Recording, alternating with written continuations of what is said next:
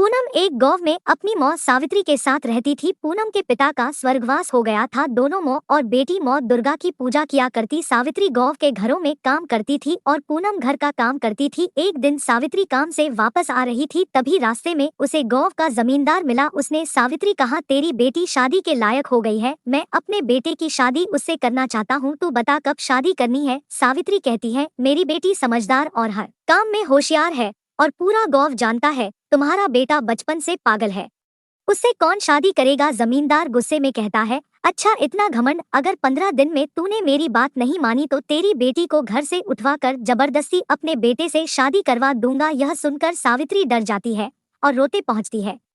पूनम अपनी माँ को रोते देखती है तो पूछती है, माँ क्या बात है, तुम रो क्यों रही हो। सावित्री उसे सारी बात बता देती है। यह सुनकर पूनम कहती है, माँ तुम चिंता मत करो, माँ दुर्गा सब ठीक कर देंगी, मुझे माँ दुर्गा पर अटूट विश्वास है, वे अवश्य हमारी रक्षा करेंगी। इसी तरह कुछ दिन और बीत जाते हैं। धीरे धीरे 15 दिन पूरे होने वाले होते हैं।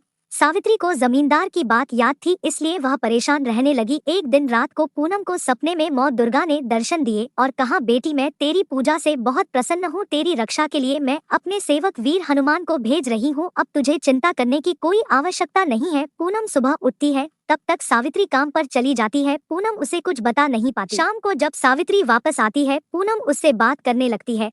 तभी दरवाजे पर दस्तक होती है। सावित्री दरवाजा खोलती है तो सामने जमींदार खड़ा था। सावित्री डर जाती है। जमींदार उससे कहता है, मैंने कहा था अपनी बेटी को तैयार रखना, कल इसकी शादी है, अगर तुम दोनों कल मंडप में नहीं पहुंची तो अच्छा नहीं होगा। यह कहकर वह चला गया। सावित्री रात भर रोती रही। पूनम ने उसे चुप कराने की बहुत कोशिश की, लेकिन वह रात भी डर के कारण सो न सकी। सुबह के समय सावित्री सो गई, तभी किसी ने दरवाजा खटखटाया। सावित्री ने डरते डरते दरवाजा खोला। सामने एक पहलवान हाथ में गदा लिए खड़ा था। सावित्री डर गई, उसने सोचा जरूर इसे जमींदार ने भेजा होगा। उस पहलवान ने कहा, मां जी मैं दूर गांव से आया हूँ, इस गांव में दंगल होने वाला है, क्या मैं कुछ दिन आपके घर के बाहर जो खाली जगह है वहाँ रह सकता हूँ। सावित्री ने कहा, हो बेटा रुक जाओ, जहाँ तुम्हारा मन कर रहा लेना। तुम्हारा नाम क्या है। पहलवान ने कहा, मां जी मेरा नाम बजरंगी है, लेकिन आप कुछ परेशान दिख रही है, क्या बात है। सावित्री ने रोते हुए उसे सारी बात बता दी। तब बजरंगी ने कहा, आपने मुझे आश्रय दिया है, आपकी बेटी मेरी बहन है, आप चिंता ना करें, आज से इस घर की ओर कोई आंख उठाकर भी नहीं देख सकता। यह सुनकर सावित्री के मन को बहुत शांति मिली। उसने घर में जाकर पूनम को सारी बात बताई। तब पूनम ने कहा, मौ मैं आपको ही तो बता रही थी, दुर्गा ने ही इन्हें हमारी रक्षा के लिए भेजा है, मुझे सपने में मौ ने सब बता दिया था। सावित्री उसकी बात सुनकर हंसने लगी। कुछ देर बाद जमींदार वहाँ आया। उसने कहा, अरे मैंने कहा था अपनी बेटी को तैयार करके मंडप में ले आना, तू अभी तक यही बैठी है। तभी बजरंगी ने कहा, जमींदार अपनी खैरियत चाहता है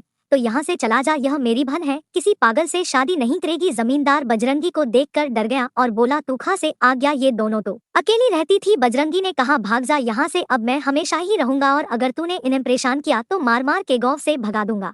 जमींदार डरकर भाग गया। बजरंगी कुछ दिन वहीं घर के बाहर रहने लगा। कुछ दिन बाद बजरंगी ने कहा, मां जी अब वह जमींदार कभी नहीं आएगा, मैं चलता हूँ, मेरा काम पूरा हो गया। सावित्री ने कहा, लेकिन तुम तो दंगल के लिए आए थे। तभी वह पहलवान रूप बदलकर हनुमान जी के रूप में प्रकट हो गए। उन्होंने कहा, आप दोनों की रक्षा के लिए मां दुर्गा ने मुझे भेजा था, आज से आप जब भी मुझे याद करेंगी तुम्हारी रक्षा करूंगा।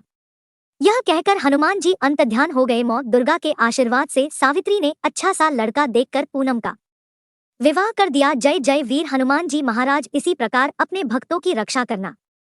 प्लीज वीडियो को लाइक करें और चैनल को सब्सक्राइब करें। Thank you.